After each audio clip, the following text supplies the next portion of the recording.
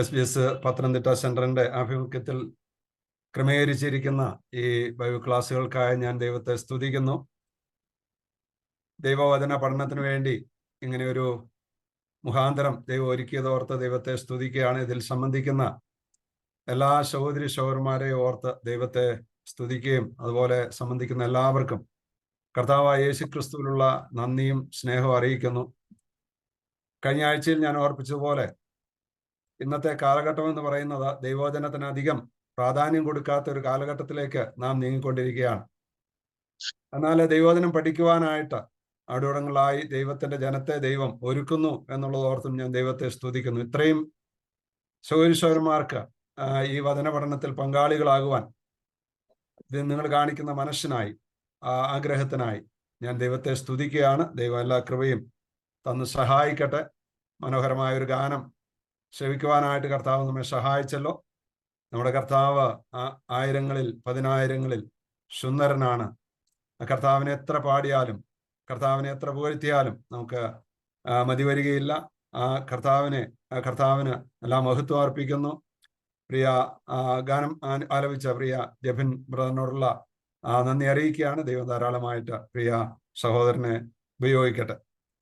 കഴിഞ്ഞ ആഴ്ചയിൽ എൻ്റെ ക്ലാസ് അല്പം സ്പീഡ് കൂടുതലായിരുന്നു എന്നുള്ള ഒരു അഭിപ്രായം ചിലർ പറയുകയുണ്ടായി. ഞാൻ അല്പം സ്പീഡിൽ പോകാനുള്ള കാരണം നമ്മുടെ ക്ലാസ് അഞ്ച് ആഴ്ചകളാണുള്ളത്, 5 മണിക്കൂറാണ് ഉള്ളത്. ഈ 5 മണിക്കൂർ കൊണ്ട് നമ്മളൊരു ഈ ലേഖനം കവർ ചെയ്യുക എന്നുള്ളത് അല്പം ബുദ്ധിമുട്ടുള്ള കാര്യമാണ്. എന്നാൽ അതുകൊണ്ടാണ് ഞാൻ അല്പം സ്പീഡായിട്ട് പോകുവാൻ ഇടയായത്. ഇന്ന് ഞാൻ സാവകാശമായിട്ട് കുറെ കൂടെ സാവകാശമായിട്ട് പറയാമെന്ന് ആഗ്രഹിക്കുന്നു. നിങ്ങളുടെ എല്ലാവരെയും പ്രാർത്ഥന എനിക്ക് ആവശ്യമാണ്. ദൈവം കൃപ നൽകട്ടെ. കഴിഞ്ഞ ആഴ്ചയിൽ നമ്മൾ അതിൻ്റെ മുഖവര നോക്കിയതാണല്ലോ. അതോടൊപ്പം തന്നെ അതിൻ്റെ 1-ാം അധ്യായത്തിൻ്റെ 1 മുതൽ 1ഉം 2ഉം വാക്യങ്ങളും നാം വായിച്ച് ചിന്തിക്കുവാനായിട്ട് ധ്യാനിക്കുവാനായിട്ട് കർത്താവ് നമ്മെ സഹായിച്ചു. അതോർത്ത് ദൈവത്തെ സ്തുതിക്കുന്നു. നമ്മുടെ ക്രിസ്തീയ ജീവിതത്തിൽ ദൈവവചനം പഠിക്കുക എന്നുള്ളത് ഏറ്റവും പ്രധാനപ്പെട്ട ഒരു കാര്യമാണ്. ദൈവവചനം പഠിക്കുന്നത് നമ്മുടെ ജീവിതത്തിൽ ഒരിക്കലും നമുക്ക് നഷ്ടമായി പോകുകയില്ല. അത് നമ്മുടെ ജീവിതത്തിൽ എപ്പോഴും അനുഗ്രഹം വരുത്തുകയുള്ളൂ. നമ്മൾ വെളിപ്പാട് പുസ്തകത്തിൽ വായിക്കുന്നുണ്ടല്ലോ, ഈ വചനത്തിലെ ഈ പുസ്തകത്തിലെ വചനം വായിക്കുന്നവനും വായിച്ച് കേൾപ്പിക്കുന്നവനും അതനുസരിക്കുന്നവനും ഭാഗ്യവാൻ. അപ്പോൾ അതുകൊണ്ട് ദൈവത്തിന്റെ വചനം നാം വായിക്കുകയും കേൾക്കുകയും പഠിക്കുകയും അതനുസരിക്കുകയൊക്കെ ചെയ്യുന്നത് തീർച്ചയായും നമ്മുടെ ജീവിതത്തിൽ വലിയ അനുഗ്രഹത്തിന് കാരണമായി തീരും. അതിന് കർത്താവ് നമ്മെ കൂടുതലായിട്ട് സഹായിക്കട്ടെ. പത്രോസിന്റെ ഈ ലേഖനം നമ്മൾ പഠിക്കുമ്പോൾ കഴിഞ്ഞ ആഴ്ച ഞാൻ ആമുഖമായിട്ട് ഓർപ്പിച്ച ചില കാര്യങ്ങളുണ്ട്. അപ്പോസ്തോലിക ആശീർവാദത്തിൽ പത്രോസ് പറയുന്ന ചില കാര്യങ്ങൾ നമ്മൾ കഴിഞ്ഞ ആഴ്ച ചിന്തിക്കുകയുണ്ടായി. അതിൽ 2-ാം വാക്യത്തിൽ ഒരു കാര്യം പത്രോസ് അവിടെ ഓർമ്മിപ്പിക്കുന്നുണ്ട്. ദൈവത്തിൻ്റെയും നമ്മുടെ കർത്താവായ യേശുവിൻ്റെയും പരിജ്ഞാനത്തിൽ നിങ്ങൾക്ക് കൃപയും സമാധാനവും വർദ്ധിക്കുമാറാകട്ടെ. അവിടെ ക്രിസ്തുവിന്റെ പരിജ്ഞാനത്തിൽ എന്നുള്ളൊരു പദപ്രയോഗം നമുക്ക് യേശുവിൻ്റെ ഈ പരിജ്ഞാനം എന്നുള്ളത് കർത്താവായ യേശുക്രിസ്തുവിനെ കുറിച്ചുള്ള പൂർണ്ണമായ ജ്ഞാനം അല്ലെങ്കിൽ പരിചയമായ ജ്ഞാനം എന്നൊക്കെ അത് നമുക്ക് വിശേഷിപ്പിക്കാവുന്നതാണ്. അതിന് പറഞ്ഞിരിക്കുന്ന ഗ്രീക്ക് പദം എന്ന് പറയുന്നത് എപ്പിഗ്നോസിസ് എന്ന പദമാണ് ഉപയോഗിച്ചിരിക്കുന്നത്. അത് കൂടുതലായിട്ട് കർത്താവിനെ വ്യക്തിപരമായിട്ട് അറിയുന്നതിനോടുള്ള ബന്ധത്തിലാണ് അത് ഉപയോഗിച്ചിരിക്കുന്നത്. Implies and intimate and personal relationship. കർത്താവിനോട് കൂടുതൽ ബന്ധപ്പെട്ട് കർത്താവിനെ കൂടുതൽ അറിയുന്ന അതിനാണ് ആ വാക്ക് ഉപയോഗിച്ചിരിക്കുന്നത്, എപ്പിഗ്നോസിസ്. അതായത് യേശുക്രിസ്തുവിന്റെ പരിജ്ഞാനം, യേശുക്രിസ്തുവിന്റെയും പരിജ്ഞാനത്തിൽ എന്ന് അപ്പോസ്തലനായ പത്രോസ് ഉപയോഗിച്ചിരിക്കുന്നത്. ഈ പുസ്തകം നമ്മൾ പഠിക്കുമ്പോൾ നമുക്കറിയാം ഇതിന്റെ പ്രധാനപ്പെട്ട ഉദ്ദേശം, അല്ലെങ്കിൽ പത്രോസ് ഇത് എഴുതിയിരിക്കുന്നത് നമ്മുടെ ആത്മീകമായ വളർച്ചയ്ക്ക് വേണ്ടിയാണ്. വിശ്വാസികൾ ആത്മീകമായി വളരണം, അതാണ് ഏറ്റവും പ്രധാനമായ ഒരു വിഷയം. അത് നമുക്ക് ഈ പുസ്തകത്തിൽ തന്നെ പല വാക്യങ്ങളിലും കാണുവാനായിട്ട് കഴിയുന്നുണ്ട്. Christians are urged to take advantage of the full knowledge. പൂർണ്ണമായിട്ടും നമുക്ക് ദൈവത്തെ അറിയുവാനുള്ള മുഖാന്തരങ്ങളൊക്കെ ദൈവം നമുക്ക് ഒരുക്കിയിട്ടുണ്ട്. അത് നമ്മൾ അനുസരിക്കുക, അത് നമ്മുടെ ജീവിതത്തിലേക്ക് പ്രായോഗികമാക്കി കൊണ്ടുവരിക എന്നുള്ളതാണ് ദൈവം ആഗ്രഹിക്കുന്നത്. ഇന്ന് നാം അതിന്റെ രണ്ടാമത്തെ പോയിന്റിലേക്ക് പ്രവേശിക്കുകയാണ്. നമ്മുടെ കഴിഞ്ഞ ആഴ്ചയിൽ നമ്മൾ ചിന്തിച്ച അതിന്റെ പിരിവുകൾ ഞാൻ പറഞ്ഞല്ലോ. അതിൽ രണ്ടാമത്തെ പോയിന്റ്, അവിടെ രണ്ടാമത് നമുക്ക് കാണുവാനായിട്ട് കഴിയുന്നത് the Christians nature and the work of God. അതിന്റെ 3 മുതൽ 11 വരെയുള്ള വാക്യങ്ങളാണ്. വിശ്വാസികളുടെ പ്രകൃതിയും ദൈവത്തിന്റെ പ്രവർത്തനവും. വിശ്വാസികളുടെ പ്രകൃതിയും ദൈവത്തിന്റെ പ്രവർത്തനവും 1-ാം അധ്യായം 3 മുതൽ 11 വരെയുള്ള വാക്യങ്ങൾ. അതിന്റെ 3-4 വാക്യങ്ങൾ നാം വായിക്കുമ്പോൾ അവിടെ എങ്ങനെയാണ്, ഈ സമയക്കുറവായതുകൊണ്ട് നമ്മൾ എല്ലാ വാക്യങ്ങളും വായിക്കുകയില്ല. ചില വാക്യങ്ങൾ നിങ്ങളൊക്കെ വായിച്ചിരുന്നെങ്കിൽ നല്ലതായിരുന്നു, പക്ഷെ സമയം പോകുന്നു എന്നുള്ളത് കൊണ്ടാണ് ഞാൻ തന്നെ വായിക്കുന്നത്. 3-4 വാക്യങ്ങൾ ആരെങ്കിലും സഹോദരന്മാർ വായിച്ചാൽ നന്നായിരിക്കും. 3-4 വാക്യങ്ങൾ.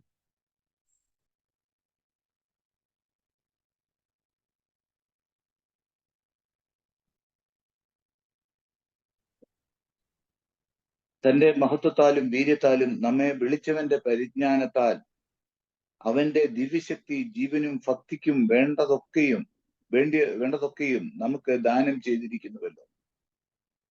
അവയാൽ അവൻ നമുക്ക് വിലയേറിയതും മഹത്വമായ വാഗ്ദത്തങ്ങളും നൽകിയിരിക്കുന്നു. ഇവയാൽ നിങ്ങൾ ലോകത്തിന്റെ മോഹത്താലുള്ള നാശം വിട്ടൊഴിഞ്ഞ് ദിവ്യ സ്വഭാവത്തിന് കൂട്ടാളികളായി തീരുവാൻ ഇടവരുന്നു. അതെ, ആ വാക്യങ്ങൾ വളരെ പ്രധാനപ്പെട്ട ആശയമാണ് നമുക്ക് ഈ വാക്യങ്ങളിൽ കാണുവാനായിട്ട് കഴിയുന്നത്. His divine power has granted to us everything pertaining to life and godliness. നമ്മുടെ ക്രിസ്തീയ ജീവിതത്തിൽ നമുക്ക് ആത്മീകമായ വളർച്ചയ്ക്ക് ആവശ്യമായതൊക്കെയും ദൈവം ദാനം ചെയ്തിരിക്കുന്നു. അവിടെ എങ്ങനെയാണ് നാം വായിക്കുന്നത്? അവന്റെ മഹത്വത്താലും വീര്യത്താലും നമ്മുടെ ആത്മീകമായ വളർച്ചയ്ക്ക് ആവശ്യമായത് എല്ലാം അവൻ കരുതിയിരിക്കുന്നു എന്ന് വളരെ വ്യക്തമായിട്ട് അവിടെ പറയുകയാണ്. അവൻ കരുതിയിരിക്കുന്നു. നമ്മെ വിളിച്ചത് അവന്റെ മഹത്വത്താലാണ്, അവന്റെ വീര്യത്താലാണ്. ലോകത്തിൻ മോഹത്താലുള്ള നാശം വിട്ടൊഴിയുവാൻ കഴിയുന്ന ദൈവത്തിന്റെ ശക്തിയും വാഗ്ദത്തങ്ങളും പ്രാപിച്ച ദൈവത്തിന്റെ സ്വഭാവത്തോട് പങ്കുകാരാകുവാൻ പത്രോസയുടെ വിശ്വാസികളെ ചലഞ്ച് ചെയ്യാണ്. അതായത് നമ്മെ വിളിച്ച അവന്റെ മഹത്വം മനസ്സിലാക്കി അവൻ നമുക്ക് അവന്റെ ശക്തിയിൽ വളരുവാനുള്ള വാഗ്ദത്തങ്ങൾ തന്നിട്ടുണ്ട്. അത് പ്രാപിച്ച് നാം കർത്താവായ യേശുക്രിസ്തുവിന്റെ സ്വഭാവത്തോട് പങ്കാളികളായി തീരണം. അതാണ് ദൈവം നമ്മെക്കുറിച്ച് ആഗ്രഹിക്കുന്നത്. അപ്പം വാഗ്ദത്തത്തിന്റെ ശക്തി സംഭരിച്ച് ദൈവിക സ്വഭാവം പ്രായോഗികമാക്കുവാനും ദൈവിക സ്വഭാവം അനുഭവമാക്കി നിത്യമായ പ്രതിഫലം ഉറപ്പാക്കുവാനും പത്രോസ് വിശ്വാസികളെ ധൈര്യപ്പെടുത്തുകയാണ്. ഞാൻ കഴിഞ്ഞ ആഴ്ച ഇതിന്റെ പശ്ചാത്തലം പറഞ്ഞല്ലോ. ഈ വിശ്വാസികള് വളരെ പ്രതിസന്ധിയിൽ കൂടെ കടന്നു പോകുന്ന സമയമായിരുന്നു. അപ്പോൾ അവരെ ധൈര്യപ്പെടുത്തുക, അവരെ ഉറപ്പിക്കുക, അവരെ വിശ്വാസത്തിൽ ആത്മീകമായി വളരുവാനായിട്ട് അവരെ ഉത്തേജിപ്പിക്കുക. അതാണ് പത്രോസ് ഈ ലേഖനത്തിലൂടെ ചെയ്യുന്ന കാര്യം. അപ്പൊ 3-ാം വാക്യത്തിൽ നമ്മൾ വായിക്കുന്ന കർത്താവിന്റെ ദിവ്യശക്തി ജീവനും ഭക്തിക്കും വേണ്ടിയതൊക്കെയും ദാനമായി തന്നിരിക്കുന്നു. ഇവിടെ ആ ദിവ്യശക്തി, പവർ എന്ന വാക്ക്, ദിവ്യശക്തി എന്ന വാക്ക് പത്രോസിന് ഏറ്റവും പ്രിയപ്പെട്ട ഒരു വാക്കാണ്. അതിന്റെ ശരിയായ അർത്ഥം ഡൈനാമോസ് എന്ന് പറഞ്ഞാൽ വളരെ ശക്തമായ ദൈവത്തിന്റെ ശക്തി.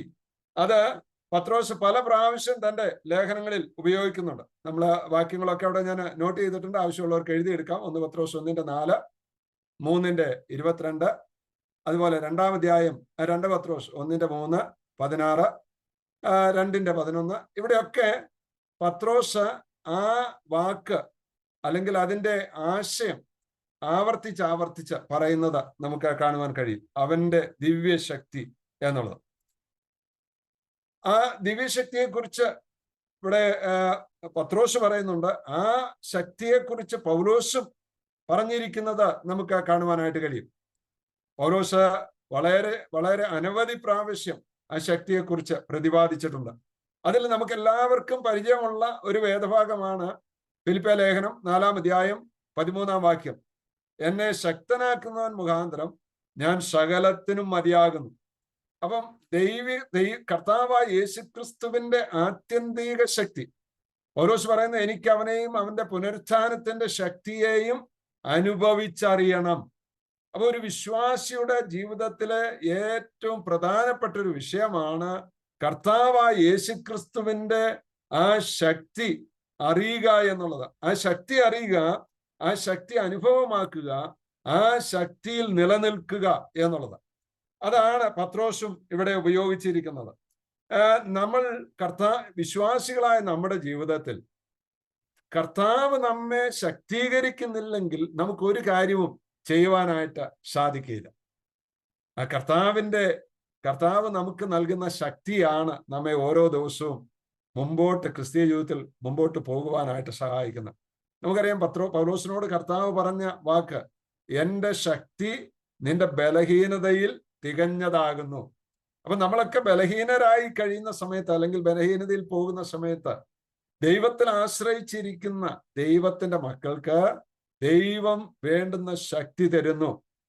അവൻ നമ്മെ ശക്തിപ്പെടുത്തുന്നു. യശയ്യാപ്രവചനത്തിൽ നമ്മൾ വായിക്കുന്നുണ്ട്, യഹോവയെ കാത്തിരിക്കുന്നവർ ശക്തിയെ പുതുക്കും. അപ്പൊ ആ ദൈവത്തിന്റെ ആത്യന്തിക ശക്തി നമുക്ക് ദൈവം ദാനം ചെയ്തിരിക്കുകയാണ്. അപ്പൊ അത് ദൈവം നമുക്ക് ദാനം ചെയ്തിരിക്കുന്നു, അത് നമ്മൾ പ്രായോഗികമാക്കുക, ഉപയോഗിക്കുക എന്നുള്ളതാണ്. പൗലോസ് അനവധി പ്രാവശ്യം ആ ശക്തിയെ കുറിച്ച് പറയുന്നുണ്ട്. അതെങ്ങനെയാണ്? കർത്താവിനെ കൂടുതൽ അറിയുന്നതിലൂടെയാണ് ആ ശക്തി നമുക്ക് അനുഭവമാക്കുവാനായിട്ട് കഴിയുള്ളൂ. ഫിലിപ്പിയ ലേഖനം 1-ാം അധ്യായം, അത് ഞാനിവിടെ നോട്ട് ചെയ്തിട്ടില്ല. ഫിലിപ്പിയ ലേഖനം 1-ാം അധ്യായം 9-10 വാക്യങ്ങളിലും, അതുപോലെ കൊലോസ്യ ലേഖനം 1-ാം അധ്യായം 10-ാം വാക്യത്തിലും, കൊലോസ്യ ലേഖനം 2-ാം അധ്യായം 2-ാം വാക്യത്തിലെല്ലാം ഈ ദൈവത്തിന്റെ ശക്തിയെക്കുറിച്ച് പൗലോസ് പ്രതിപാദിക്കുന്നുണ്ട്. അപ്പൊ ദൈവത്തിന്റെ ശക്തി അത് നമ്മെ ശക്തീകരിക്കുന്നു. എന്തിനാണ്? ജീവിച്ച് കർത്താവിനെ മഹത്വപ്പെടുത്തുവാനായിട്ട് അത് നമ്മെ ശക്തിപ്പെടുത്തുന്നു. ഇവിടെ പത്രോസ് ആ കാര്യം വളരെ വ്യക്തമായിട്ട് പറയുകയാണ്. മാത്രമല്ല, അവിടെ പറയുന്നത്, കർത്താവ് നമ്മെ വിളിച്ചിരിക്കുന്നത് എന്തിനാണ്? കർത്താവ് നമ്മെ വിളിച്ചിരിക്കുന്നത് നാം 1-ാം അധ്യായത്തിന്റെ 15-ാം വാക്യത്തിൽ ഇങ്ങനെ വായിക്കുന്നുണ്ട്, നിങ്ങൾ അത് എന്റെ നിര്യാണത്തിന് ശേഷം എപ്പോഴും ഓർത്തുകൊള്ളുവാൻ തക്കോണം ഞാൻ ഉത്സാഹിക്കും എന്ന് പത്രോസ് പറയുന്നുണ്ട്. അതുപോലെ 2-ാം അധ്യായം 9-ാം വാക്യത്തിൽ ദൈവത്തിന്റെ ആത്യന്ത ശക്തിയെക്കുറിച്ച് നമ്മൾ കൂടുതലായി അറിയുവാനും അതിൽ ഉറച്ചു നിൽപ്പാനും എന്ന് പത്രോസ് പറയുന്നു. മറ്റൊരു കാര്യം നമുക്കിവിടെ കാണുവാനായിട്ട് കഴിയുന്നത്, പത്രോസ് പറയുകയാണ്, ഈ ജീവനും ഭക്തിക്കും എന്നിവിടെ പറഞ്ഞിരിക്കുന്നു. അതായത് ഫോർ ലൈഫ് ആൻഡ് ഗോഡ്ലിനെസ്. അപ്പം ജീവനും ഭക്തിക്കും. എന്താണ് ജീവൻ എന്ന് ഇവിടെ പറഞ്ഞിരിക്കുന്നത്? നിത്യജീവനെ കുറിച്ചാണ് പറഞ്ഞിരിക്കുന്നത്. നിത്യജീവൻ, അതായത് യോഹന്നാന്റെ സുവിശേഷം 3-ാം അധ്യായം 36-ാം വാക്യത്തിൽ നിത്യജീവനെ കുറിച്ച് നമ്മൾ കാണുന്നു. ആ ജീവനെ കുറിച്ച് കർത്താവ് പറയുന്നുണ്ട്, യോഹന്നാന്റെ സുവിശേഷം 10-ാം അധ്യായം 10-ാം വാക്യത്തിൽ, അവിടെ നിങ്ങൾക്ക് ജീവനുണ്ടാകുവാനും സമൃദ്ധിയായ ജീവൻ ഉണ്ടാകുവാനും. അതെന്താണ് ഈ സമൃദ്ധിയായ ജീവൻ എന്ന് പറയുന്നത്? നമുക്ക് ജീവൻ ഉണ്ടായത് മാത്രമല്ല, നിത്യജീവനെ കുറിച്ച് പറയുകയാണ് സമൃദ്ധിയായ ജീവൻ. ആ ജീവിതമാണ്, അല്ലെങ്കിൽ ആ ജീവനാണ് കർത്താവ് നമുക്ക് തന്നിരിക്കുന്നത്. ഈ വർത്തമാന കാലത്ത് ഈ നിത്യജീവൻ എന്ന് പറഞ്ഞാൽ, അതായത് നിത്യജീവൻ എന്ന് പറഞ്ഞാൽ എന്താണ്? അവിടെ നമുക്ക് കാണുവാനായിട്ട് കഴിയുന്ന ഈ വർത്തമാന കാലത്ത് ഇവിടെ ജീവിക്കുവാനും നിത്യതയിൽ ദൈവത്തോടു കൂടെ ജീവിക്കുവാനും ആവശ്യമായ ജീവനാണ് നിത്യജീവൻ എന്ന് പറയുന്നത്. ഈ വർത്തമാന കാലത്ത് ഇവിടെ ജീവിക്കുവാനും അതുപോലെ നിത്യതയിൽ ദൈവത്തോടുകൂടെ ജീവിക്കുവാൻ ആവശ്യമായ ജീവനാണ് നിത്യജീവൻ എന്ന് പറയുന്നത്. അപ്പം ഒരു കാര്യം ഞാനിവിടെ വ്യക്തമാക്കട്ടെ. ജീവനും ഭക്തിക്കും എന്ന് പറയുമ്പോൾ ഒന്നാമത് ഉണ്ടാകേണ്ടത് ജീവനാണ്. ജീവൻ പ്രാപിക്കുകയാണ് ആവശ്യം. ജീവൻ പ്രാപിച്ചതിന് ശേഷമാണ് എന്തുണ്ടാകേണ്ടത്? ഭക്തി ഉണ്ടാകേണ്ടത്. ഭക്തിക്ക് മുമ്പാണ് ജീവനെ കുറിച്ച് പറഞ്ഞിരിക്കുന്നത്.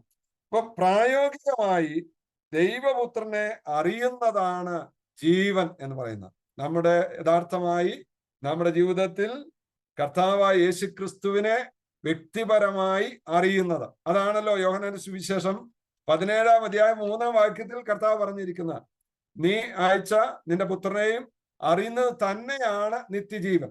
അപ്പം പിതാവ് അയച്ച നിന്നെയും നീ അയച്ചിരിക്കുന്ന നിന്റെ പുത്രനെയും അറിയുന്നതാണ് നിത്യജീവൻ. യേശുക്രിസ്തുവിനെ വ്യക്തിപരമായി അറിയുന്നത് ആണ് നിത്യജീവൻ. അങ്ങനെ കർത്താവായ യേശുക്രിസ്തുവിനെ അറിഞ്ഞ, കർത്താവിൽ വിശ്വസിച്ച ഒരു വ്യക്തി പിന്നീട് എന്ത് ചെയ്യുന്നു? ആത്മീകമായി ഭക്തിയോടുകൂടെ വളരുവാൻ ആവശ്യമായ കൃപയും ദൈവം നമുക്ക് തന്നിരിക്കുന്നു. അപ്പം ഭക്തി മൂലം ജീവൻ പ്രാപിക്കുകയല്ല, പിന്നെയോ ജീവൻ പ്രാപിച്ച് ഭക്തിയിൽ ജീവിക്കുകയാണ് വേണ്ടത്. ജീവൻ പ്രാപിച്ച് ഭക്തിയിൽ ജീവിക്കുകയാണ് വേണ്ടത്. 4-ാം വാക്യത്തിൽ നമ്മൾ വായിക്കുന്നത് വിലയേറിയതും അതിമഹത്വമായ വാഗ്ദത്തങ്ങളും നൽകിയിരിക്കുന്നു. He has granted to us his precious and magnificent promises.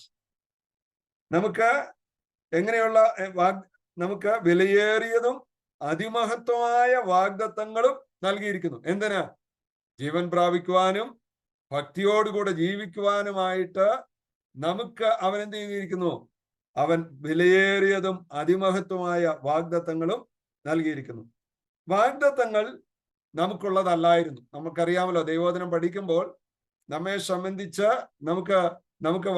നമുക്കുള്ളതല്ലായിരുന്നു വാഗ്ദത്തങ്ങൾ. നാം എഫീസ്യ ലേഖനം 2-ാം അധ്യായം 12-ാം വാക്യത്തിൽ വായിക്കുന്നുണ്ട്. അക്കാലത്ത് നിങ്ങൾ ക്രിസ്തുവിനെ കൂടാതെയുള്ളവരും വാഗ്ദത്തത്തിന്റെ നിയമങ്ങൾക്ക് അന്യരും. അപ്പം നമ്മളെ സംബന്ധിച്ച് നമ്മൾ വാഗ്ദത്തത്തിന്റെ നിയമങ്ങൾക്ക് അന്യരായിരുന്നു. വാഗ്ദത്തം നമുക്കുള്ളതല്ലായിരുന്നു. അതുപോലെ തന്നെ നമ്മള് റോമാലേഖനം 9-ാം അധ്യായം 4-ാം വാക്യം വായിക്കുമ്പോൾ അവിടെയും നമുക്ക് കാണുവാനായിട്ട് കഴിയുന്നത് വാഗ്ദത്തം നമുക്കുള്ളതല്ല, അത് ഇസ്രായേലിന് അവകാശപ്പെട്ടതായിരുന്നു വാഗ്ദത്തങ്ങൾ. നമ്മൾ 9-ാം അധ്യായത്തിന്റെ 4-ാം വാക്യം അവിടെ നമ്മൾ ഇങ്ങനെയാണ് വായിക്കുന്നത്.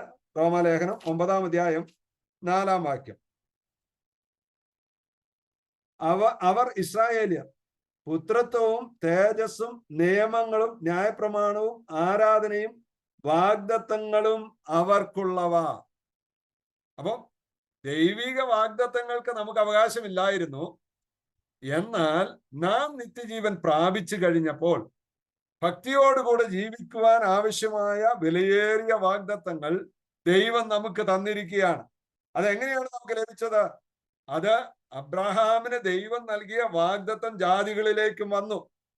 അതാണ് നമ്മൾ ഗലാത്യ ലേഖനത്തിൽ വായിക്കുന്നത്. ഗലാത്യ ലേഖനം 3-ാം അധ്യായം 22-ാം വാക്യത്തിൽ നമുക്കത് കാണുവാനായിട്ട് കഴിയും. എങ്കിലും വിശ്വസിക്കുന്നവർക്ക് വാഗ്ദത്തം യേശുക്രിസ്തുവിലെ വിശ്വാസത്താൽ ലഭിക്കേണ്ടതിന് തിരുവെഴുത്ത് എല്ലാവരെയും പാപത്തിന് കീഴടച്ചു കളഞ്ഞു. അപ്പം ഗലാത്യ ലേഖനം 3-ാം അധ്യായം 22-ാം വാക്യം, എങ്കിലും വിശ്വസിക്കുന്നവർക്ക് വാഗ്ദത്തം യേശുക്രിസ്തുവിലെ വിശ്വാസത്താൽ. അപ്പം ഇവിടെ നമുക്ക് ജീവനും ഭക്തിക്കും ആവശ്യമായതൊക്കെയും അവൻ തന്നിരിക്കുന്നു. വാഗ്ദത്തങ്ങളും വിലയേറിയതും അതിമഹത്തായ വാഗ്ദത്തങ്ങളും അവൻ നൽകിയിരിക്കുന്നു എന്ന് നമുക്ക് കാണുവാനായിട്ട് കഴിയും.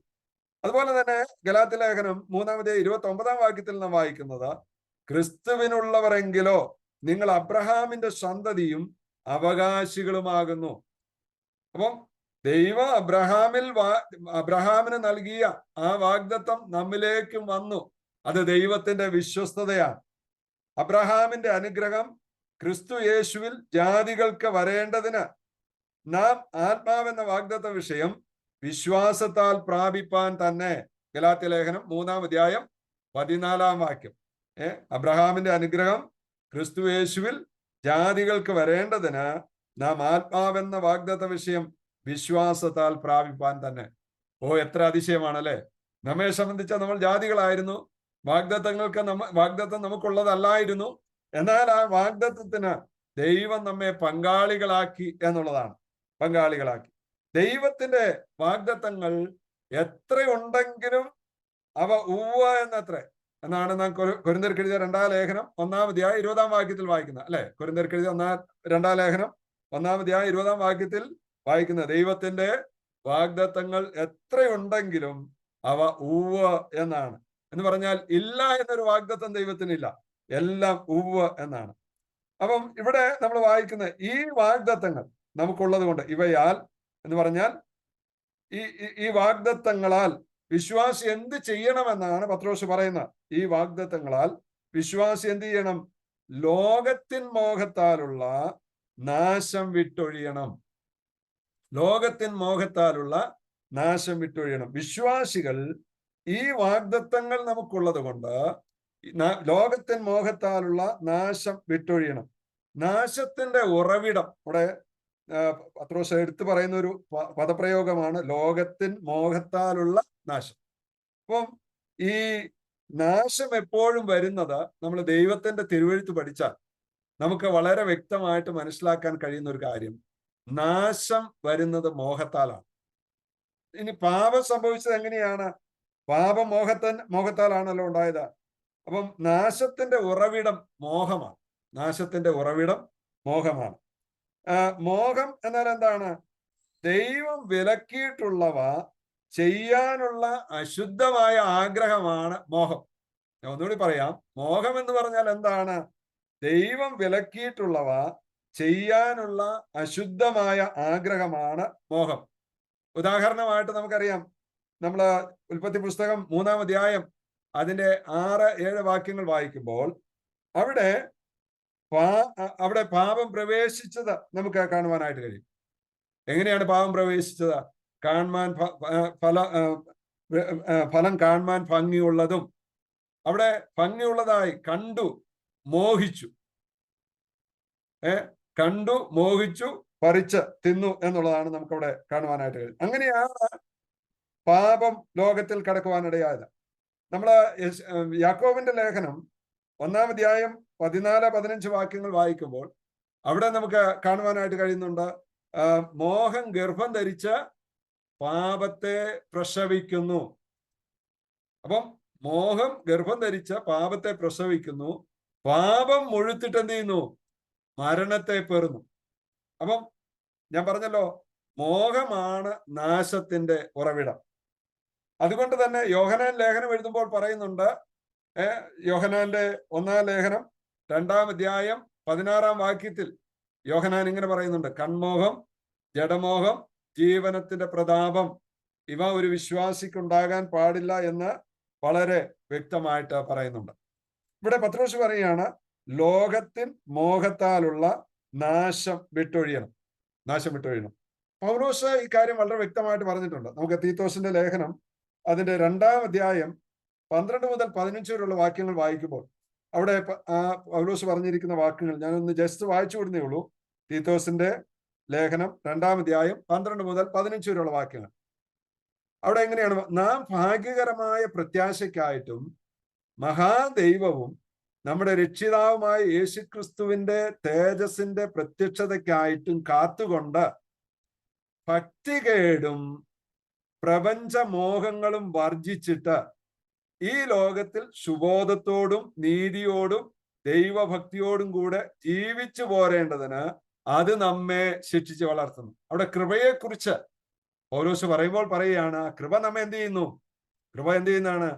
ഭക്തികേടും പ്രപഞ്ചമോഹങ്ങളും വർജിച്ചിട്ട് ഈ ലോകത്തിൽ സുബോധത്തോടും നീതിയോടും ഭക്തിയോടും കൂടെ ജീവിക്കണം.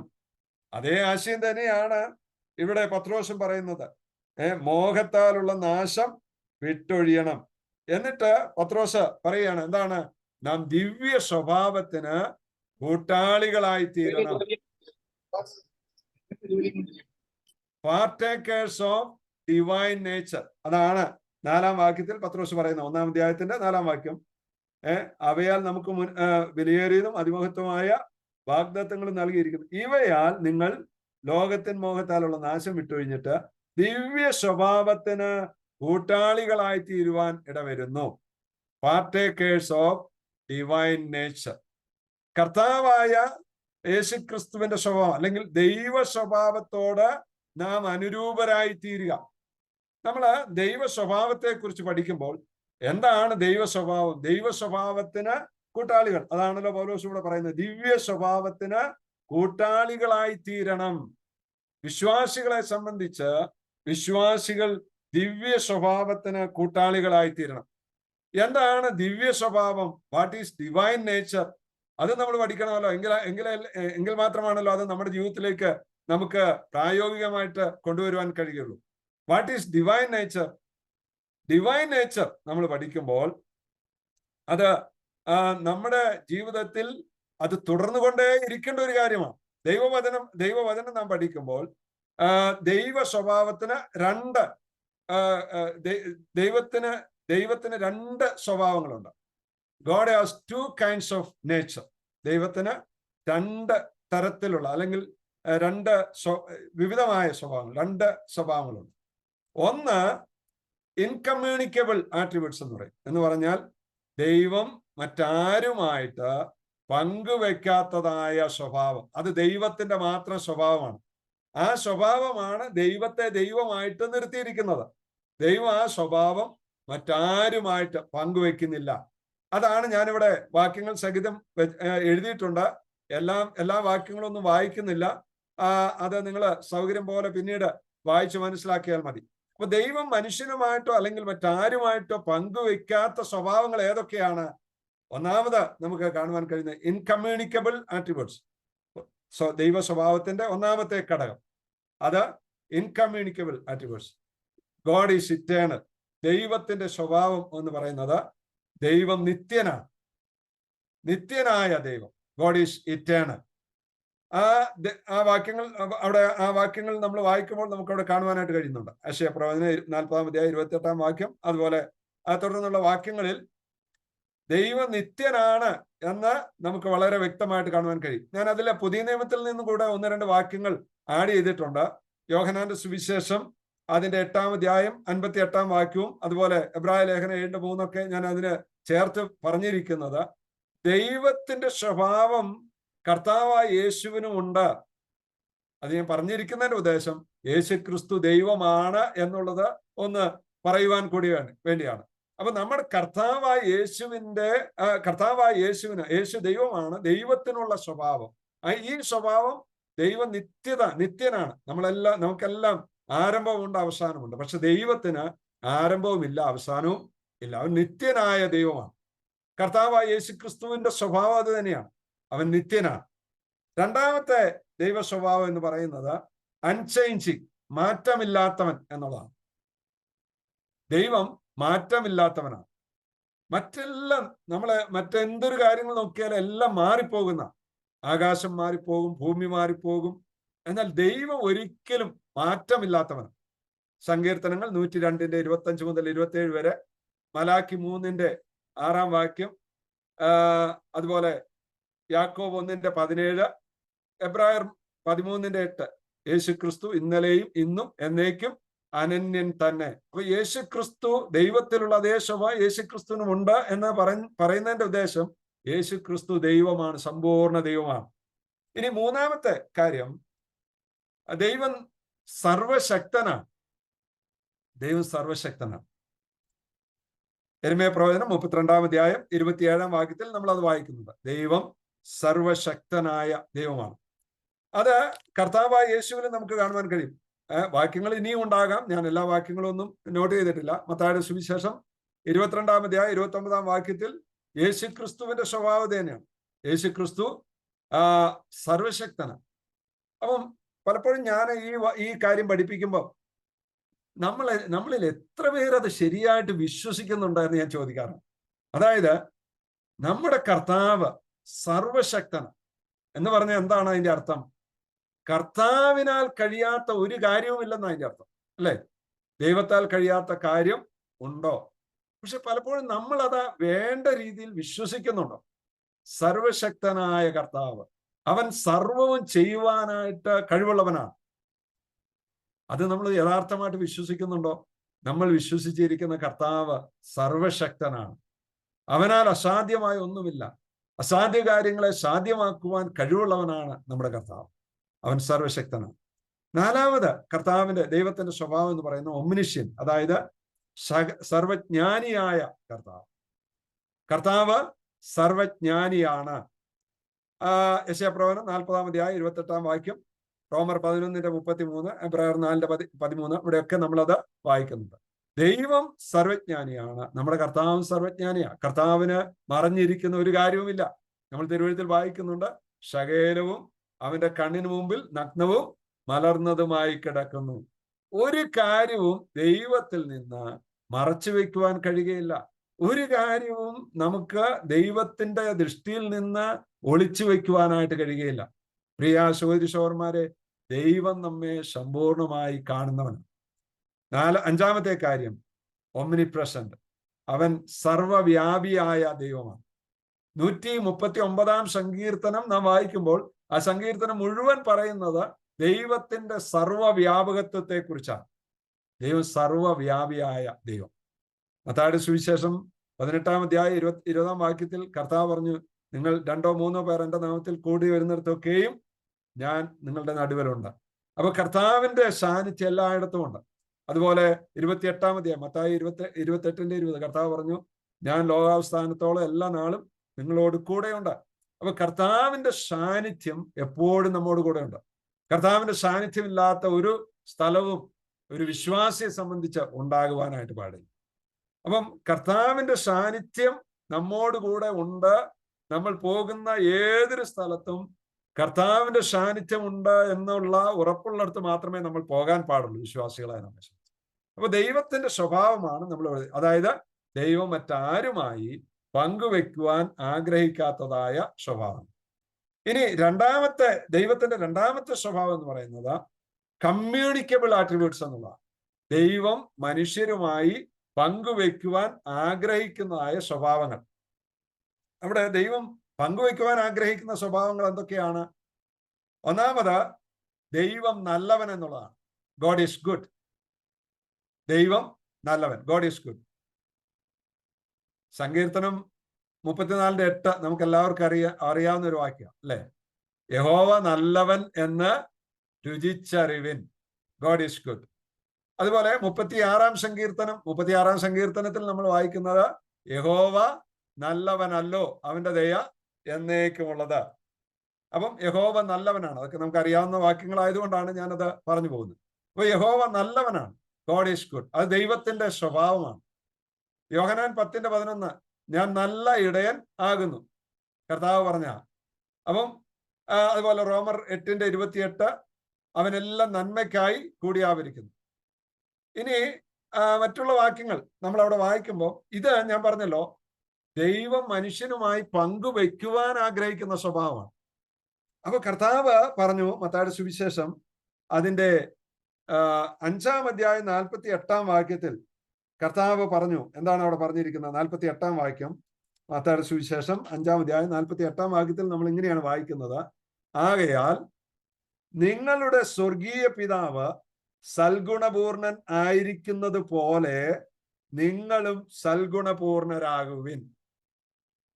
അപ്പം ഇത് നമ്മളോടുള്ള ഒരു കൽപ്പനയാണ് അല്ലെ? കർത്താവായ യേശുക്രിസ്തു തന്നെ പറഞ്ഞ വാക്കുകളാണ്.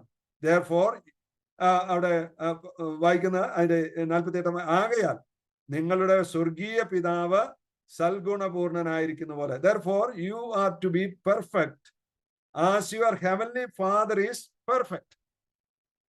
നമ്മുടെ സ്വർഗീയ പിതാവ് സൽഗുണപൂർണനായിരിക്കുന്നത് പോലെ നമ്മളും സൽഗുണപൂർണരാകണം. അതാണ് ദൈവം നമ്മെ കുറിച്ച് ആഗ്രഹിക്കുന്നത്. അപ്പം നമ്മൾ കർത്താവിന്റെ സ്വഭാവത്തിന് അനുരൂപരായി തീരണം. എന്താണ് സൽഗുണങ്ങൾ എന്ന് പറയുന്നത്? നമ്മൾ എഫേസ്യ ലേഖനം 2-ാം അധ്യായം 10-ാം വാക്യത്തിൽ വായിക്കുന്നുണ്ട്, അവൻ നമ്മെ സൽഗുണങ്ങൾ ചെയ്യുവാനായിട്ടാണ് ക്രിസ്തു യേശുവിൽ സൃഷ്ടിച്ചിരിക്കുന്നത്. ഒരു വിശ്വാസിയുടെ പങ്കാണത്, ഓഹരിയാണത്. വിശ്വാസി ചെയ്യേണ്ട കാര്യമാണത്. എന്താണ്? അവൻ നന്മ ചെയ്യണം, സൽപ്രവർത്തികൾ ചെയ്തു പോരേണ്ടതിന് അവൻ നമ്മെ കർത്താവായ യേശുക്രിസ്തുവിൽ സൃഷ്ടിച്ചിരിക്കുക, പുതുതായിട്ട് സൃഷ്ടിച്ചിരിക്കുക. ഗലാത്യ ലേഖനം 6-ാം അധ്യായം 10-ാം വാക്യത്തിൽ നമ്മൾ വായിക്കുന്നു, നന്മ ചെയ്വിൻ എന്ന് പറയുന്നുണ്ട്. തീത്തോസിന്റെ ലേഖനം 2-ാം അധ്യായം 7-ാം വാക്യം 14-ാം വാക്യം, അതുപോലെ 3-ാം അധ്യായം 1-ാം വാക്യം 8-ാം വാക്യം 14-ാം വാക്യത്തിലൊക്കെ നമ്മൾ സൽപ്രവൃത്തി ചെയ്യേണ്ടത് എങ്ങനെയാണ് എന്നുള്ളതിനെ കുറിച്ചുള്ള വിവരണം നമുക്ക് കാണുവാനായിട്ട് കഴിയും. അതില് പൗലോസ് ഉപയോഗിച്ചിരിക്കുന്ന ഓരോ വാക്കുകളും വളരെ പ്രധാനപ്പെട്ട വാക്കുകളാണ്. നമ്മൾ എങ്ങനെയാണ് സൽപ്രവർത്തികൾ അല്ലെങ്കിൽ ആ നന്മ ചെയ്യേണ്ടത്? ദൈവം നല്ലവനായിരിക്കുന്നതുകൊണ്ട് നമ്മൾ നല്ലവരായിരിക്കണം. അത് ദൈവത്തിന്റെ പ്രമാണമാണ്. ദൈവത്തിന്റെ മക്കൾ ദൈവത്തിന്റെ മക്കൾ നല്ലവരായിരിക്കണം. നിങ്ങളുടെ സ്വർഗീയ പിതാവ് സൽഗുണപൂർണനായിരിക്കുന്ന പോലെ നിങ്ങളും സൽഗുണപൂർണരാകുവിൻ. തീത്തോസിന്റെ ലേഖനത്തിൽ നമ്മൾ വായിക്കുന്ന ആ പദപ്രയോഗങ്ങൾ മാത്രം ഞാനൊന്ന് പറഞ്ഞു പോകട്ടെ. അവിടെ 2-ാം അധ്യായം 7-ാം വാക്യത്തിൽ നമ്മൾ ഇങ്ങനെയാണ് വായിക്കുന്നത്: വിരോധി നമ്മെ കൊണ്ട് ഒരു തിന്മയും പറയുവാൻ വകയില്ലാതെ ലജ്ജിക്കേണ്ടതിന് സകലത്തിലും നിന്നെ തന്നെ സൽപ്രവർത്തികൾക്ക് മാതൃകയാക്കി കാണിക്കുക. ഒരു വിശ്വാസിയുടെ ഉത്തരവാദിത്തമാണ് എന്ത്? നമ്മൾ സൽപ്രവർത്തികൾക്ക് നമ്മെ തന്നെ മാതൃകയാക്കി കാണിക്കുക എന്നുള്ളത്. ഇനി അതിന്റെ 14-ാം വാക്യത്തിലേക്ക് നാം വരുമ്പോൾ അവിടെ നോക്കിക്കേ, പറഞ്ഞിരിക്കുന്നത് അവൻ നമ്മെ സകല അധർമ്മത്തിൽ നിന്നും വീണ്ടെടുത്ത് സൽപ്രവർത്തികളിൽ ശുഷ്കാന്തിയുള്ള സ്വന്തം ജനമായി. സൽപ്രവർത്തികളിൽ ശുഷ്കാന്തിയുള്ളവരായിരിക്കണം. 3-ാം അധ്യായത്തിന്റെ 1-ാം വാക്യം അവിടെ പറയുന്നത് സകല സൽപ്രവർത്തിക്കും ഒരുങ്ങിയിരിക്കണം. ശുഷ്കാന്തിയുള്ളവരായിരിക്കണം, സകല സൽപ്രവർത്തിക്കും ഒരുങ്ങിയിരിക്കണം. 3-ാം അധ്യായത്തിന്റെ 8-ാം വാക്യത്തിൽ വായിക്കുന്നത് പ്രവർത്തികളിൽ ഉത്സാഹികളായിരിക്കണം. ഇനി അതിന്റെ 14-ാം വാക്യത്തിൽ പറയുകയാണ് സൽപ്രവർത്തികൾക്ക് മുമ്പരായിരിക്കുവിൻ. അപ്പൊ ഇവിടെയെല്ലാം നമ്മൾ കാണുന്നത് നമ്മൾ ആ സ്വഭാവത്തിന് അനുരൂപരായിത്തീരണം, ദൈവത്തിന്റെ സ്വഭാവത്തിന്. 2, ഗോഡ് ഈസ് ലവ്. ദൈവം സ്നേഹമാണ്. അത് ആ വാക്യങ്ങൾ ഞാൻ അവിടെ നോട്ട് ചെയ്തിട്ടുണ്ട്. ദൈവം സ്നേഹമാണ്. 1 യോഹന്നാൻ 4:7 മുതൽ 11 വരെ ആ വാക്യങ്ങൾ ദൈവം സ്നേഹമാണ്. അപ്പൊ ദൈവത്തിന്റെ സ്നേഹത്തെ കുറിച്ച് അനേക വാക്യങ്ങൾ നമുക്കുണ്ട്. ഞാനത് എല്ലാം ഒന്നുമില്ല, ഞാൻ ചില വാക്കുകൾ മാത്രം വാക്യം മാത്രമേ അവിടെ രേഖപ്പെടുത്തിയിട്ടുള്ളൂ. ഈ ദൈവസ്നേഹത്തെ കുറിച്ച് നമ്മൾ പഠിക്കുമ്പോൾ സ്നേഹം എന്ന പദപ്രയോഗം ദൈവവചനത്തിൽ 756 പ്രാവശ്യം ഉപയോഗിച്ചിട്ടുണ്ട്. The word love is mentioned in the Bible 756 times. അതിൽ പഴയ നിയമത്തിൽ 443 പ്രാവശ്യം ഉപയോഗിച്ചിരിക്കുന്നു. In the Old Testament 443 times. New Testamentil 313 times. ആ സ്നേഹത്തെ കുറിച്ച് കർത്താവ് പറഞ്ഞു, സ്നേഹത്തിന് വേണ്ടി ജീവനെ കൊടുക്കുന്നതിലും വലിയ സ്നേഹം ആർക്കുമില്ല. കൊരിന്ത്യർക്ക് എഴുതിയ യോഹന്നാന്റെ സുവിശേഷം 15:12. ആ സ്നേഹമാണ് കർത്താവ് നമുക്ക് തന്ന ആ സ്നേഹം. സ്നേഹത്തിന്റെ ഒരു അധ്യായമാണല്ലോ കൊരിന്ത്യർക്ക് എഴുതിയ 1-ാം ലേഖനം 13-ാം അധ്യായം. സ്നേഹത്തെ കുറിച്ച് പൗലോസ് വിവരിക്കുക. അതിന്റെ അവസാന വാക്യത്തിൽ പറയുന്ന എന്താണ്? പൗലോസ് പറയുകയാണ്, വിശ്വാസം, സ്നേഹം, പ്രത്യാശ ഇവ 3 നിലനിൽക്കുന്നു, ഇവയിൽ വലിയതോ സ്നേഹമാണ്. എന്തുകൊണ്ടാണ് അവിടെ അങ്ങനെ ഒരു പദപ്രയോഗം പൗലോസ് ഉപയോഗിച്ചിരിക്കുന്നത്? അവിടെ സ്നേഹത്തിന് ഒരു വ്യക്തിത്വം നൽകിക്കൊണ്ടാണ് 13-ാം അധ്യായം എഴുതിയിരിക്കുന്നത്. അതൊക്കെ വിവരിക്കാൻ എനിക്ക് സമയമില്ലാത്തതുകൊണ്ട് ഞാൻ അതിലേക്ക് പ്രവേശിക്കുന്നില്ല. അവസാനം പൗലോസ് പറയുകയാണ്, വിശ്വാസം, സ്നേഹം, പ്രത്യാശ ഇവ 3 നിലനിൽക്കുന്നു, ഇവയിൽ വലിയതോ സ്നേഹം. എന്തുകൊണ്ടാണ്? വിശ്വാസവും പ്രത്യാശയും നമ്മുടെ ഈ ആയുസ്സിൽ മാത്രമുള്ളതാണ്, ഈ ലോകത്തിൽ മാത്രമുള്ളതാണ്. സ്നേഹം നമ്മൾ സ്വർഗത്തിലും തുടരുന്നു. അതുകൊണ്ടാണ് കർത്താവിന്റെ ദാസനായിരുന്ന എം.ഇ. ചെറിയാൻ സാറ് പാടിയത്, അവിടെയും പാടുന്നിൻ അതിശയ സ്നേഹത്തെ. നമ്മൾ നിത്യതയിൽ ചെല്ലുമ്പോൾ അവിടെയും നമുക്ക് പാടുവാനുള്ള ഒരു ഗാനം എന്ന് പറയുന്നത്, ഒരു പാട്ടെന്ന് പറയുന്നത് ദൈവത്തിന്റെ സ്നേഹത്തെ കുറിച്ചാണ്. അതുകൊണ്ട് ആ സ്നേഹം നമ്മുടെ ജീവിതത്തിൽ ഉണ്ടാകുവാൻ ദൈവം ആഗ്രഹിക്കുന്നു. നമ്മൾ ദൈവത്തെ സ്നേഹിക്കണം, ദൈവമക്കളെ സ്നേഹിക്കണം. ദൈവത്തിന്റെ ആ സ്വഭാവത്തിന് നമ്മളും അനുരൂപരായി തീരുവാൻ ദൈവം ആഗ്രഹിക്കുന്നു. അത് നമ്മുടെ ജീവിതത്തിൽ ദൈവം ആഗ്രഹിക്കുന്ന കാര്യമാണ്. ഇനി വിശദീകരിക്കുന്നില്ല. 3-ാമത് നമുക്ക് കാണുവാൻ കഴിയുന്ന ഗോഡ് ഈസ് ഹോളി. ദൈവം പരിശുദ്ധനാണ്. ദൈവം പരിശുദ്ധനാണ്. തിരുവഴുത്ത് നമ്മൾ പഠിക്കുമ്പോൾ ഉടനീളം നമുക്ക് കാണുവാൻ കഴിയും. ലേവ്യ പുസ്തകം 11-ാം അധ്യായം 44-ാം വാക്യം, അതുപോലെ ഗോഡ് ഈസ് ഹോളി 19-ാം അധ്യായം 2-ാം വാക്യം, 20-ാം അധ്യായം 26-ാം വാക്യം, ലേവ്യ പുസ്തകത്തിൽ തന്നെ 20-ാം അധ്യായം 26-ാം വാക്യം, യെശയ്യാപ്രവചനം 6-ാം അധ്യായം 1 മുതൽ 3 വരെയുള്ള വാക്യങ്ങൾ നമുക്ക് വളരെ സുപരിചിതമായ വാക്യങ്ങളാണ്. 1 കൊരിന്ത്യർ 6:17, 1 പത്രോസ് 1:15-16. ഇവിടെയെല്ലാം നമുക്ക് കാണുവാൻ കഴിയുന്ന ദൈവം വിശുദ്ധനായിരിക്കുക. ദൈവം വിശുദ്ധനായിരിക്കുന്നുണ്ട്. ഇസ്രായേലെ കേൾക്കുക, നിന്റെ ദൈവമായ യഹോവ വിശുദ്ധനായിരിക്കുന്നതുകൊണ്ട് നിങ്ങളും വിശുദ്ധരായിരിപ്പിൻ. അതാണ് വാക്യം. അതുപോലെ പത്രോസ് ആ കാര്യം എടുത്തു പറയുമ്പോൾ പറയുന്നുണ്ട്, നമ്മുടെ കർത്താവ് വിശുദ്ധനായിരിക്കുന്നു, ഞാൻ വിശുദ്ധനായിരിക്കുന്നതുകൊണ്ട് നിങ്ങളും വിശുദ്ധരായിരിപ്പിൻ. അപ്പം ആ സ്വഭാവത്തിന് നമ്മൾ പങ്കാളികളായിത്തീരും.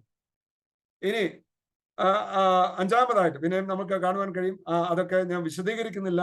ആ സ്നേഹം നമ്മുടെ വിശുദ്ധി നമ്മുടെ ജീവിതത്തിൽ അനുദിനം ഉണ്ടായിക്കൊണ്ടിരിക്കേണ്ടതാണ്. അനുദിനം നമ്മുടെ ജീവിതത്തിൽ വിശുദ്ധി ഉണ്ടാകണം. നമ്മൾ ഓരോ ദിവസവും നമ്മൾ ഈ ലോകത്തിൽ ജീവിക്കുമ്പോൾ പാപം നമ്മുടെ ജീവിതത്തിൽ കടന്നു വരുവാൻ സാധ്യതയുണ്ട്. ആ പാപത്തെ ദൈവസന്നിധിയിൽ ഏറ്റുപറഞ്ഞ് ഉപേക്ഷിച്ച് ഒരു കഴുകൽ പ്രാപിക്കേണ്ടത് ആവശ്യമാണ്. അതിന്റെ ഒരു ഉദാഹരണമാണ് യോഹന്നാന്റെ സുവിശേഷം 13-ാം അധ്യായം 1 മുതൽ 10 വരെയുള്ള വാക്യങ്ങൾ ഞാൻ ഇവിടെ കുറിച്ച് വച്ചിരിക്കുന്നു. അപ്പോൾ നമ്മൾ ശുദ്ധീകരണം പ്രാപിച്ചുകൊണ്ടേയിരിക്കണം. 4-ാമത്തെ കാര്യം, ഗോഡ് ഈസ് ട്രൂത്ത്. ദൈവം സത്യമാണ്. അപ്പൊ ദൈവം ആയിരിക്കുന്നതുകൊണ്ട് നമ്മൾ എന്ത് ചെയ്യണം? നമ്മൾ സത്യമായിരിക്കണം. ആ വാക്യങ്ങള് സങ്കീർത്തനങ്ങൾ 84:11, 2 തിമോത്തിയോസ് 2:13, തീത്തോസ് 1:2, യോഹന്നാൻ 8:32, 36, യോഹന്നാൻ 14:6, എബ്രായ ലേഖനം 3:2, 1 കൊരിന്ത്യർ 4:1-2. ഇവിടെയൊക്കെ ദൈവത്തിന്റെ വിശ്വസ്തയെക്കുറിച്ച് നമുക്ക് കാണുവാൻ കഴിയും. ദൈവം വിശ്വസ്തനായിരിക്കുന്നു, അതുകൊണ്ട് നമ്മൾ വിശ്വസ്തരായിരിക്കണം. എന്നെ കേൾക്കുന്ന സഹോദരന്മാരെ, നമ്മുടെ വിശ്വസ്തത എങ്ങനെയിരിക്കുന്നു? നമ്മളൊക്കെ ദൈവം നമ്മയൊക്കെ ഓരോരോ സ്ഥാനങ്ങളിലാക്കിയിരിക്കുകയാണ്. അവിടെ കൊരിന്ത്യർക്ക് എഴുതിയ ലേഖനത്തിൽ പൗലോസ് ഒരു കാര്യം പറയുന്നുണ്ട്. നമ്മൾ ആരാണ്? നമ്മൾ ഗ്രഹവിചാരകന്മാരാണ്. ഗ്രഹവിചാരകന്മാരിൽ നിന്ന് നോക്കുന്നതോ എന്താണ്? വിശ്വസ്തതയാണ്. ദൈവം വിശ്വസ്തനാണ്. ദൈവത്തിന്റെ സ്വഭാവം ത്യജിപ്പാൻ അവന് കഴിയുകയില്ല. നമ്മളും വിശ്വസ്തരായിരിക്കണം. അത് നമ്മോട് ആവശ്യപ്പെടുകയാണ്. ഇനി അഞ്ചാമതായിട്ട്, ഗോഡ് ഈസ് മേഴ്സിഫുൾ. ദൈവം ദയയുള്ളവനാണ്, കരുണയുള്ളവനാണ്. അപ്പൊ ഇവിടെ ദൈവത്തിന്റെ കരുണയെക്കുറിച്ച് നമുക്ക് കാണുവാനായിട്ട് കഴിയുന്നുണ്ട്. കരുണയുള്ളവർ ഭാഗ്യവാന്മാർ, അവർക്ക് കരുണ ലഭിക്കും എന്ന് കർത്താവ് പറഞ്ഞു മത്തായിയുടെ സുവിശേഷം 5-ാം അധ്യായം 7-ാം വാക്യത്തിൽ. അവിടെയൊക്കെ നമ്മൾ അനേക വാക്യങ്ങൾ ഞാനിവിടെ കുറിച്ചു വെച്ചിട്ടുണ്ട്. സങ്കീർത്തനങ്ങൾ 86:5, സങ്കീർത്തനങ്ങൾ 103:17, അതുപോലെ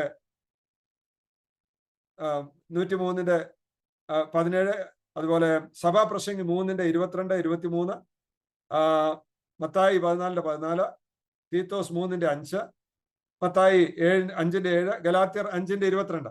ഗലാത്യർ 5:22 നമുക്ക് കാണുവാൻ കഴിയുന്നത്, അത് അവിടെ പറയുന്ന കാര്യങ്ങൾ അത് ആത്മാവിന്റെ ഫലമാണ്. അപ്പം ആത്മാവിന്റെ ഫലം നമ്മിൽ എല്ലാ വിശ്വാസികളിലും ഉണ്ടാകുവാൻ കർത്താവ് ആഗ്രഹിക്കുകയാണ്, അല്ലെ? എല്ലാവരിലും എന്തുണ്ടാകണം? ആത്മാവിന്റെ ഫലം ഉണ്ടായിരിക്കണം. അപ്പൊ ഞാൻ ഈ പറഞ്ഞ കാര്യങ്ങൾ ഇത് ദൈവം നമ്മളുമായി പങ്കുവയ്ക്കുവാൻ ആഗ്രഹിക്കുന്ന സ്വഭാവങ്ങളാണ്.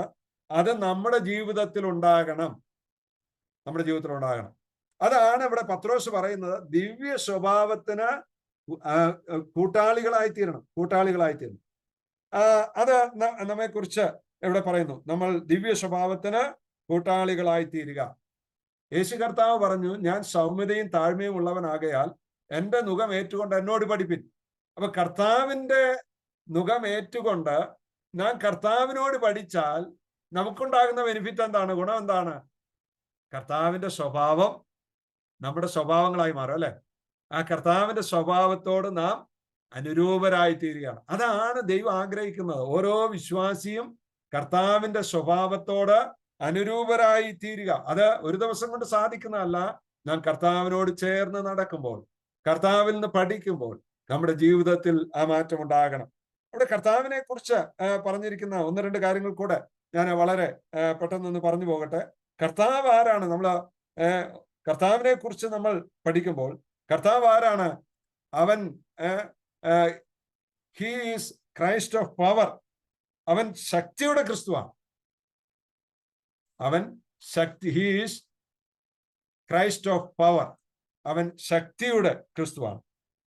2, അവൻ ഔദാര്യമുള്ള ക്രിസ്തുവാണ്. ഹീസ് ജനറോസിറ്റി, ഔദാര്യമുള്ള ക്രിസ്തുവാണ്. 3, he's Christ of promises. He's Christ of promises. ക്രിസ്തു, അവൻ വാഗ്ദത്തങ്ങളുടെ ക്രിസ്തുവാണ്. 4, he enables us to escape from the corruption of the world. ലോകത്തിന്റെ നാശത്തിൽ നിന്ന് വിടുവിക്കുന്ന ക്രിസ്തുവാണ് അവൻ. ലോകത്തിന്റെ നാശത്തിൽ നിന്ന് നമ്മെ വിടുവിക്കുവാൻ കഴിവുള്ളവൻ കർത്താവാണ്, ക്രിസ്തുവാണ്. 5, ദിവ്യ സ്വഭാവത്തിന് അനുരൂപരായി തീരുവാനായിട്ട് കർത്താവ് നമ്മെ സഹായിക്കുന്നു. He enables us to partake in the divine nature.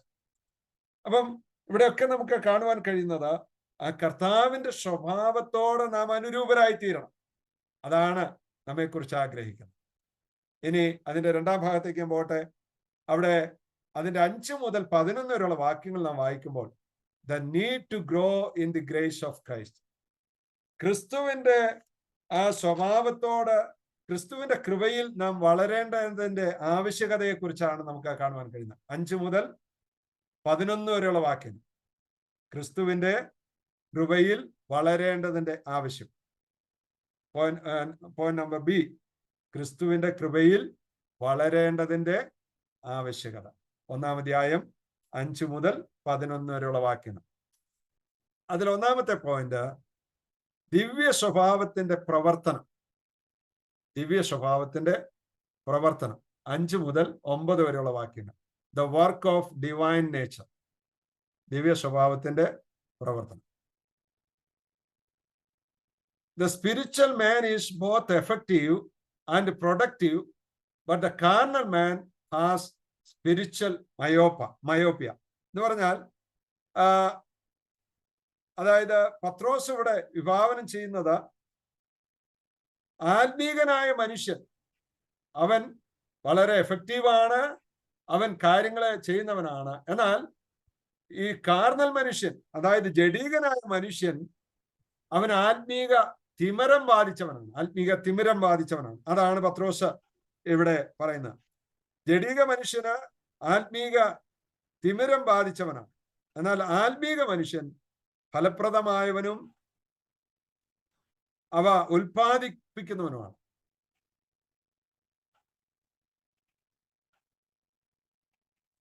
ഇവിടെ മറ്റൊരു കാര്യം നമ്മൾ മനസ്സിലാക്കേണ്ടത്, നമ്മുടെ ക്രിസ്തീയ ജീവിതത്തിലേക്ക് അത് എങ്ങനെ നമുക്ക് അപ്ലൈ ചെയ്യാം എന്നുള്ളതാണ്. ഈ കാര്യങ്ങൾ നമുക്ക് വിശദമായിട്ട് വരുന്ന ദിവസങ്ങളിൽ പഠിക്കാം. അതിന് ദൈവം നമ്മെ സഹായിക്കട്ടെ. ഞാൻ എൻ്റെ വാക്കുകൾ ഇന്നിവിടെ ഉപസംഹരിക്കട്ടെ. നമുക്ക് കുറച്ച് കാര്യങ്ങളെ നോക്കുവാനായിട്ട് കഴിഞ്ഞുള്ളൂ. എന്നാൽ നമ്മെക്കുറിച്ചുള്ള ദൈവത്തിന്റെ ഏറ്റവും പ്രധാനപ്പെട്ട ഉദ്ദേശം എന്ന് പറയുന്നത് പത്രോസിലൂടെ വെളിപ്പെടുത്തിയ എന്താണ്? ദിവ്യ സ്വഭാവത്തിന് നമ്മൾ കൂട്ടാളികളായി തീരണം.